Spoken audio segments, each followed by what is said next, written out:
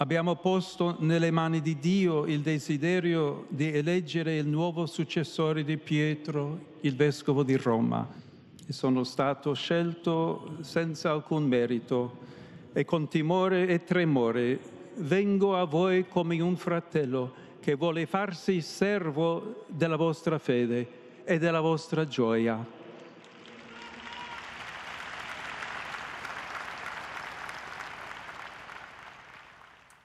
Bonjour à tous et bienvenue dans cette émission spéciale Tous Frères. Nous venons d'entendre une partie de l'homélie du nouveau pape Léon XIV lors de la messe d'inauguration de son pontificat.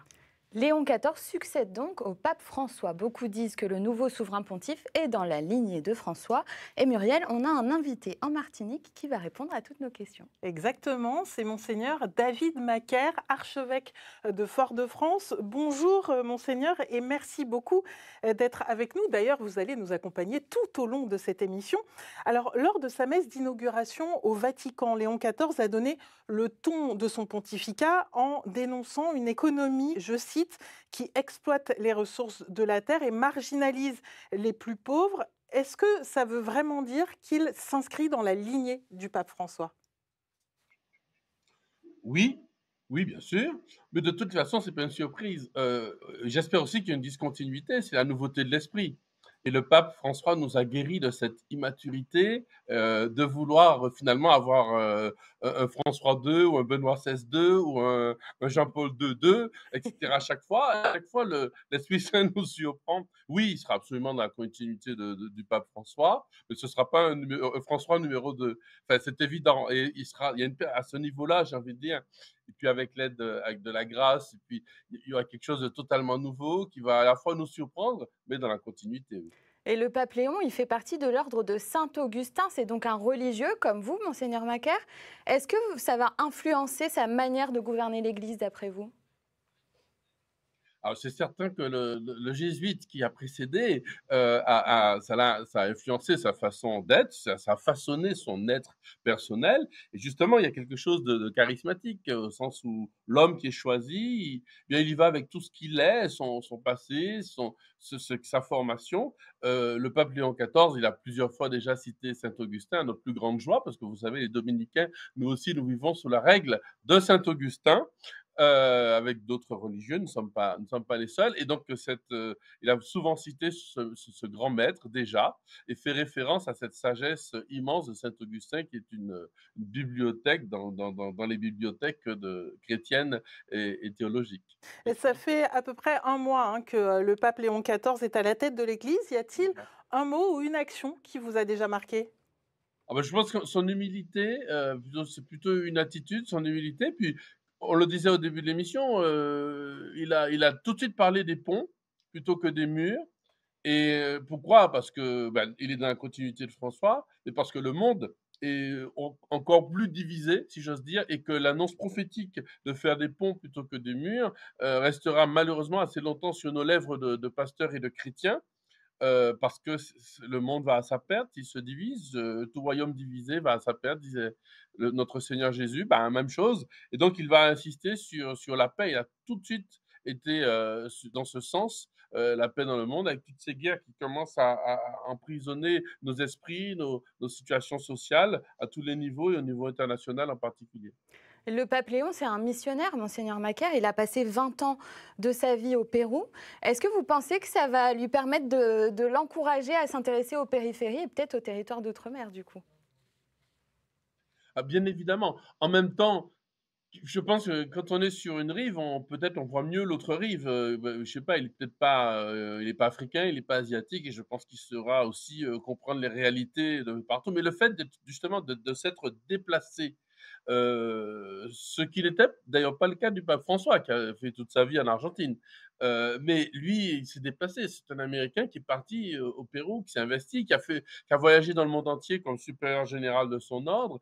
Et bien évidemment, je pense que les cardinaux l'ont choisi un peu pour cela aussi, pour cette capacité à savoir sortir de son confort, cette capacité à savoir comprendre une autre culture. Il l'a tellement bien comprise que il l'a épousée. On dit qu'il est américain, c'est vrai, et c'est une belle chose. Il est aussi péruvien. On oublie à chaque fois de dire qu'il a la nationalité péruvienne. Alors, comme on le rappelait avec les évêques de la Caraïbe dernièrement, eh bien, il faisait partie du CELAM, donc la grande conférence des évêques de l'Amérique latine et de la Caraïbe. Donc, c'est Ah Oui, et incroyable. pour la petite histoire, il a même un arrière-arrière-grand-père guadeloupéen. Restez avec nous, monseigneur Macaire, parce qu'on vient de parler de Léon XIV, mais bien sûr, on n'oublie pas l'héritage du pape François. Exactement. Et parmi les nombreux héritages que le pape François nous a laissés, il y a la volonté d'ouvrir un dialogue fraternel malgré nos différences, notamment religieuses. Exemple avec cette rencontre particulièrement marquante avec l'imam de la mosquée Al-Azhar, Ahmed El Tayeb. Luciano nous raconte. Se rencontrer, comme l'ont fait François et Ahmed Al-Tayeb. Ça ne vous dit rien du tout? Venez, je vous embarque dans ces rencontres si symboliques entre un pape et un imam. Le 23 mai 2016, l'imam de la mosquée d'Al-Azhar, au Caire, le voici. Son nom est Ahmed Al-Tayeb. Il vient tout juste d'arriver à Rome. Il a un rendez-vous bien particulier. Voilà qu'il arrive à la bibliothèque du Vatican, où nul autre que le pape François l'attend.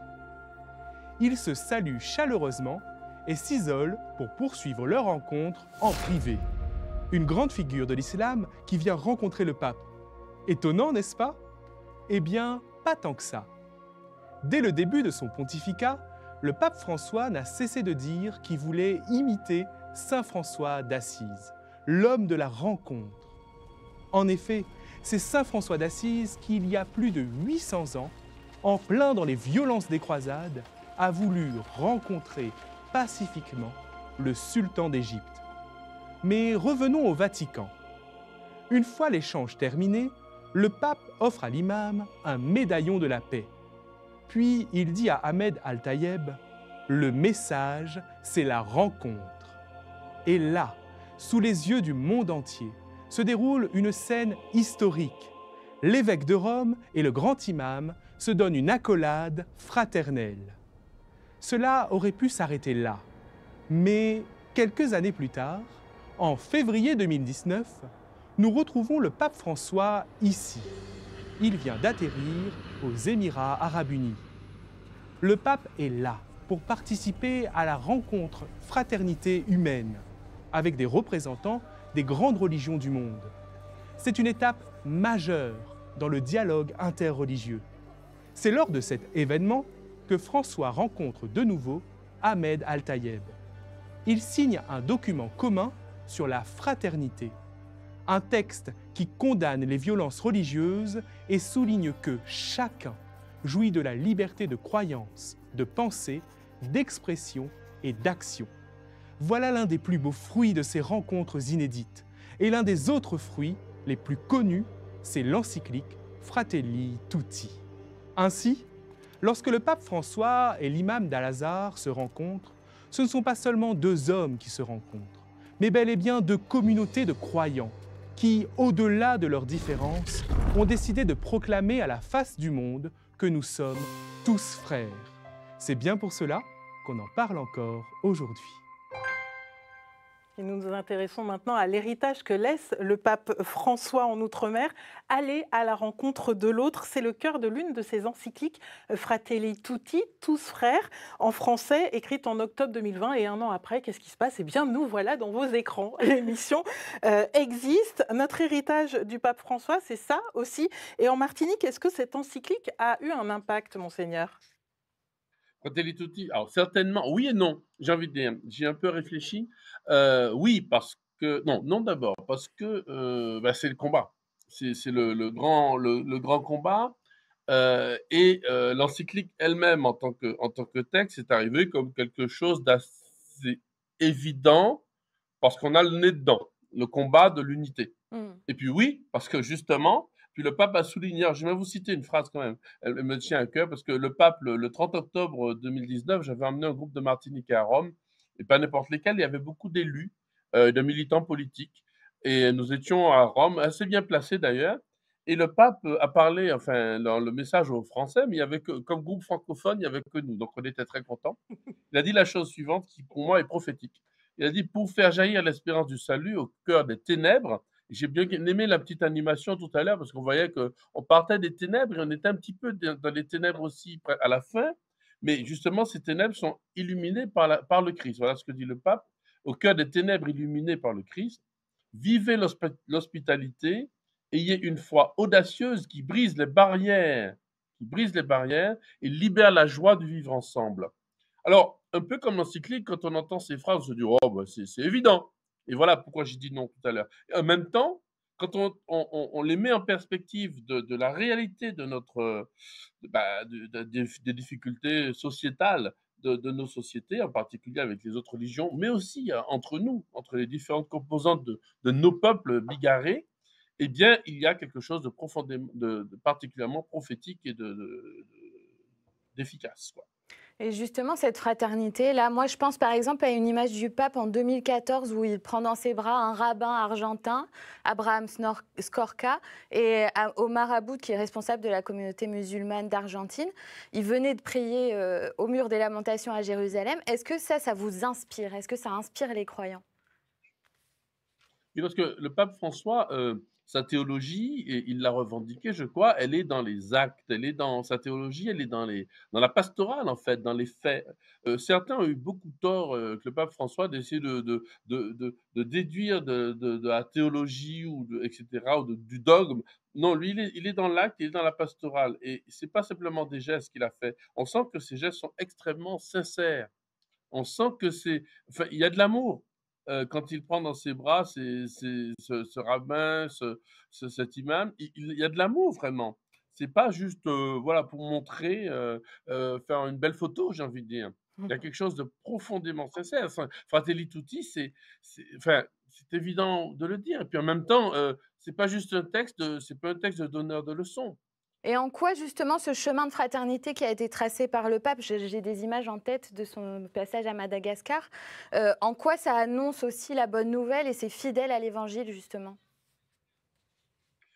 Ben d'abord parce que c'est pas pour de faux, c'est pour de vrai, c'est du concret, parce qu'on pourrait en rester à des grandes déclarations. On est très capable dans toutes les religions du monde, dans la nôtre aussi, d'avoir de très beaux discours sur l'amitié, la fraternité et cetera. Mais à un moment donné, il faut passer à l'acte. Il faut passer à l'acte, il faut incarner ce que l'on annonce. C'est ce qu'on dit aux prêtres d'ailleurs le jour de leur ordination ou aux diacres aussi.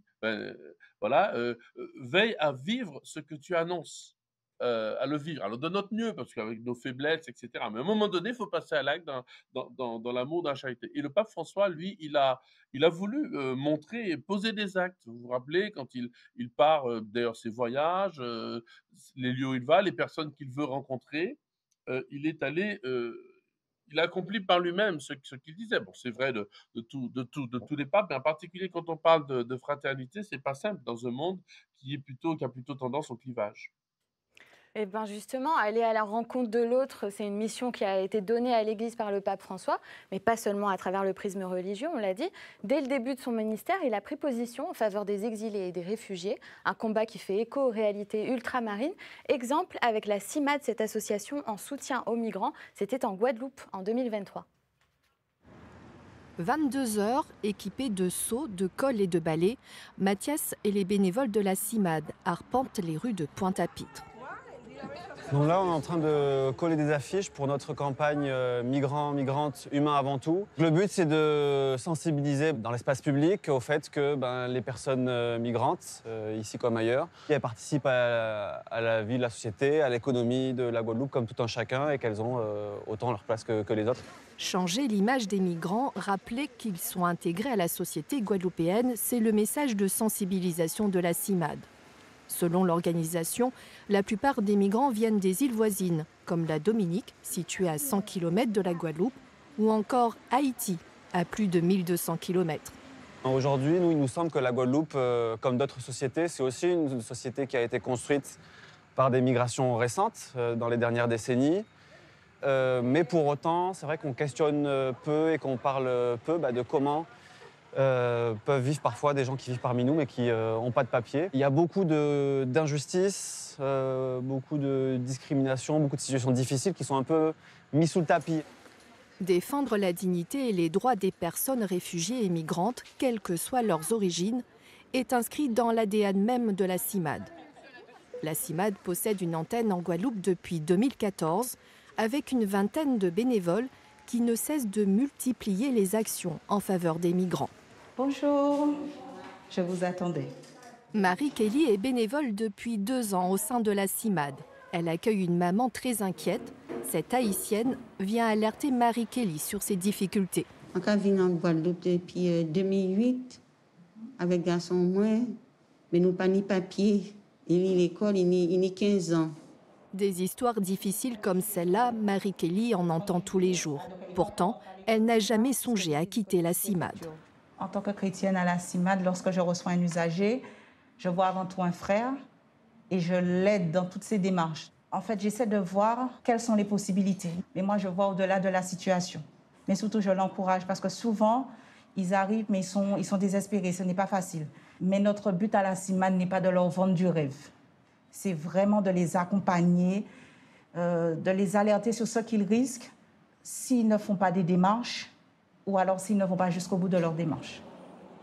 Souvent, l'ignorance et la lenteur administrative découragent les migrants dans leur démarche. Mais pour la CIMAD, il faut continuer d'alerter sur leurs droits. Le 8 juillet 2013, pour le premier voyage du pontificat du pape François, eh bien, le pape avait choisi Lampedusa, une île située entre la Sicile et la Tunisie, pour parler de la mondialisation de l'indifférence. D'après vous, monseigneur Macaire, pourquoi l'engagement du pape François a été si fort pour la cause des migrants, et surtout, est-ce qu'en Martinique, on accueille aussi des migrants ?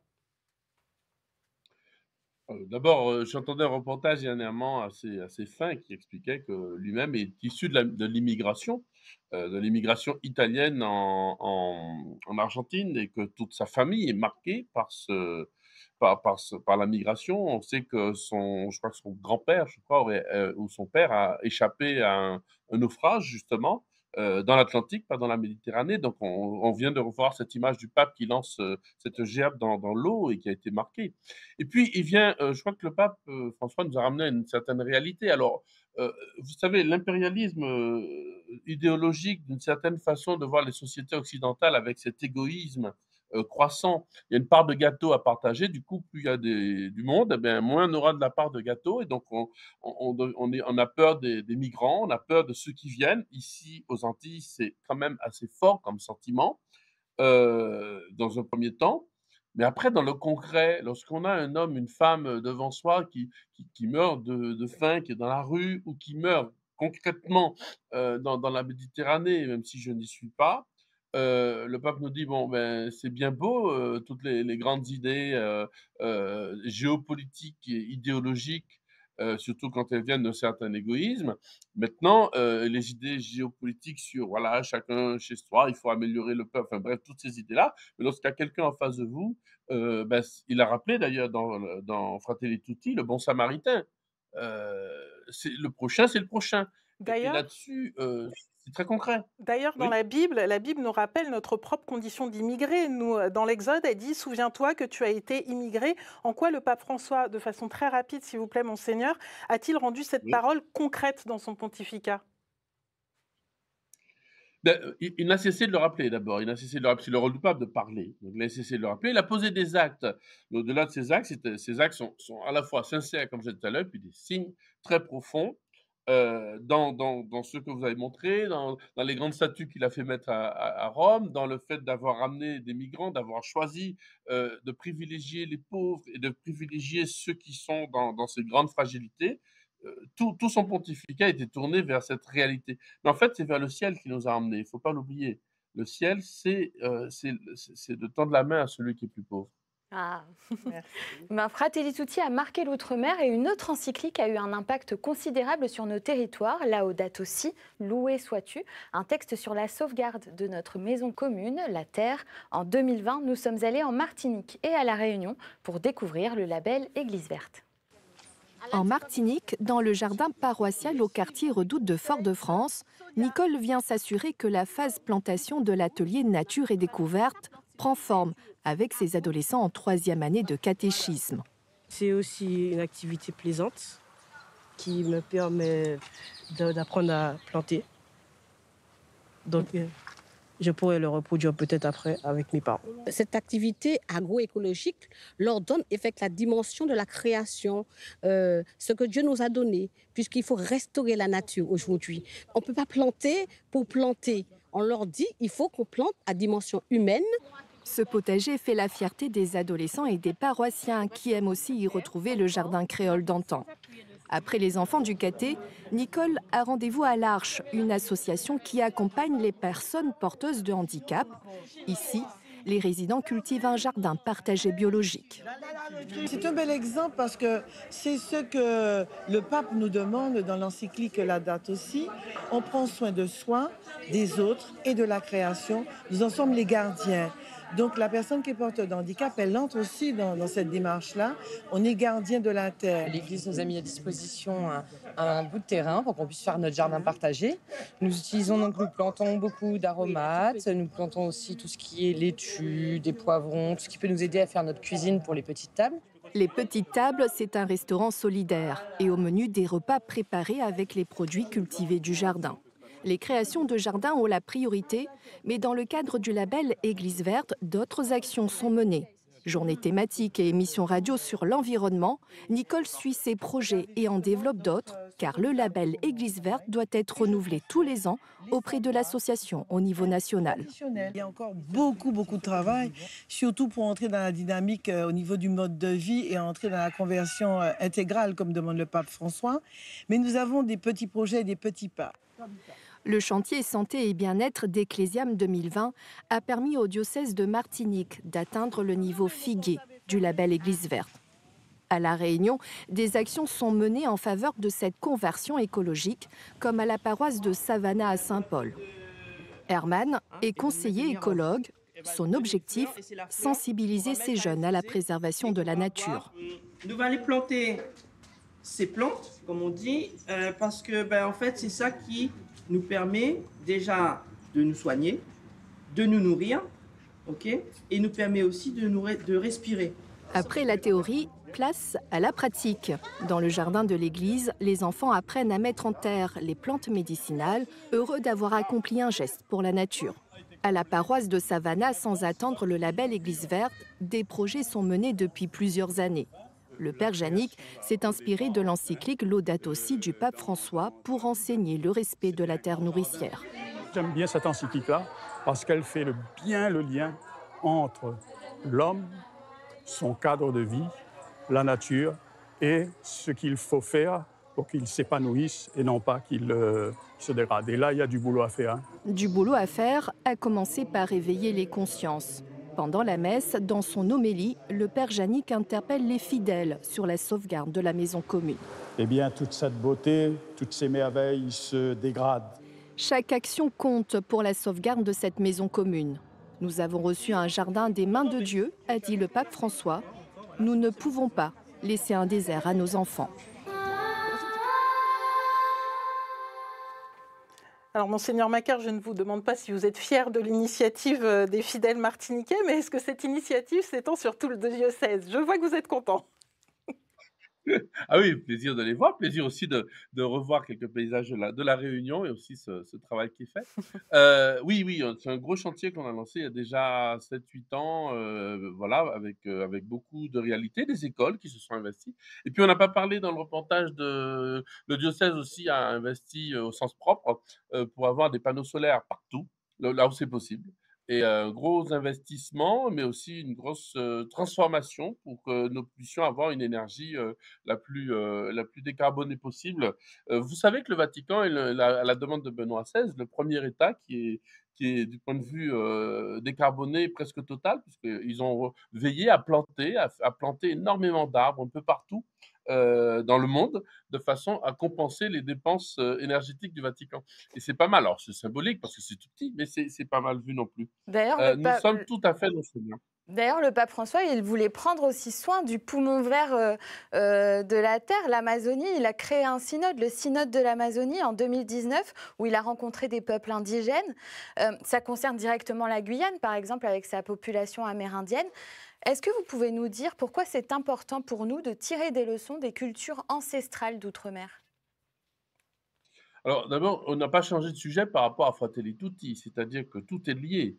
L'amour pour la terre, l'amour pour les plus pauvres, l'amour pour le frère, c'est tout un et on voit bien l'origine franciscaine, de la spiritualité et de l'épiscopat, enfin de pontificat du pape François, oui. Et les cultures, anciennes, on l'a vu, ces jeunes qui plantaient ces plantes médicinales qu'on a complètement oubliées. Maintenant, on va tous à la pharmacie, on a peut-être raison. Mais en même temps, il y a cette sagesse de ces hommes et de ces femmes qui, c'était vital pour eux à l'époque de vivre, et c'est toujours vital pour certaines cultures, et Dieu merci, de vivre au plus près de la réalité, de manger les fruits de saison, de manger ce que notre terre nous donne. C'est non seulement vital, mais spirituellement tout à fait cohérent. Dieu nous a donné une terre. Alors, c'est très bien pour des Martiniquais d'aller manger des sushis qui viennent d'ailleurs, pourquoi pas, j'ai des hamburgers, mais c'est bien aussi de manger notre dachine local, ce que Dieu nous a donné, d'apprendre à nos enfants. Et la sagesse, c'est de nous soigner avec les plantes qui poussent dans notre jardin, on ne le sait même pas. Mmh. Voilà, D'a les d'a d'ail anciens nous ont transmis cela et ils continuent à le faire. D'ailleurs, pour continuer dans cette lignée, justement, en 2014, le pape François faisait un discours au Parlement européen. Il disait gardien, mais non propriétaire de la terre. Par conséquent, nous devons l'aimer et la respecter. Cette prise de conscience, est-ce que les ultramarins en ont encore plus besoin aujourd'hui qu'avant? Absolument. Alors, je pense en particulier aux Antilles où nous connaissons les problèmes des sargasses, les problèmes des pollutions, bon, tous les problèmes liés aussi à l'augmentation des cyclones, mais aussi en Guyane qui ne connaît pas tout ça, mais à d'autres, par exemple, la Guyane a connu une énorme sécheresse cette année, enfin, ce qui est très bizarre pour la Guyane. Alors, on doit, bien sûr, il y a chez nous des déplacés climatiques dans toute la Caraïbe. Vous savez que je fais aussi partie de la conférence des évêques de la Caraïbe, donc je reviens d'ailleurs de notre réunion annuelle, et nous avons tous ces mêmes problèmes liés au climat, et puis nous sommes très liés à notre terre. Nous sommes sur des îles qui sont toutes petites, et même si nous sommes un peu dépendants, addicts aux bateaux qui arrivent, dépendants de ce qui vient d'ailleurs, on travaille et tout le monde est conscient, y compris dans les pouvoirs publics, les autres religions, nos frères et sœurs d'autres communautés.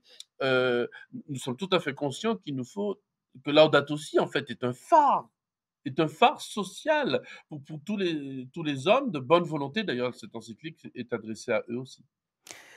Nous arrivons déjà au terme de notre émission. Alors, Monseigneur Macquart, en dehors donc, des sujets que nous avons abordés, dans quel domaine, qu'est-ce que vous retenez du pape François, notamment pour votre vocation ou plus personnellement dans votre mission de pasteur? C'est sûr que Evangelii Gaudium sur la pastorale et Laudato Si pour la vie sociale et politique sont deux textes absolument majeurs et très concrets. Ce sont des programmes et j'ai l'impression qu'ils ont été écrits pour les Antilles. Alors, je pense que si j'étais évêque ailleurs, je dirais la même chose, mais en tout cas, je vois très concrètement comment ces deux textes, mais voilà, pas besoin d'aller plus loin au niveau pastoral et politique. Et bien sûr, je pense à Dilexit Nos aussi. Et l'amour du pape François, on n'a pas assez insisté là-dessus. Il a voulu, c'est son dernier voyage en Corse qu'il a rappelé, travailler sur la dévotion populaire. On a oublié que c'est lui qui a rajouté le Saint-Joseph au canon de la messe, et aussi qui a transformé. Alors j'avais écrit à Benoît XVI à la fin de son pontificat, j'étais à l'époque recteur du sanctuaire de la Sainte-Baume, Marie-Madeleine, et c'est François qui a permis que la fête de cette Marie-Madeleine soit au rang d'une fête dans l'Église, comme les apôtres. Elle est l'apôtre des apôtres, et sa dévotion mariale, le nombre de fois, toute la dévotion populaire. Donc ça, c'est du très concret aussi. Eh bien, merci beaucoup, Monseigneur Macquart, d'avoir été avec nous. Je rappelle que vous êtes archevêque de Fort-de-France en Martinique, ma chère île chérie. Merci beaucoup.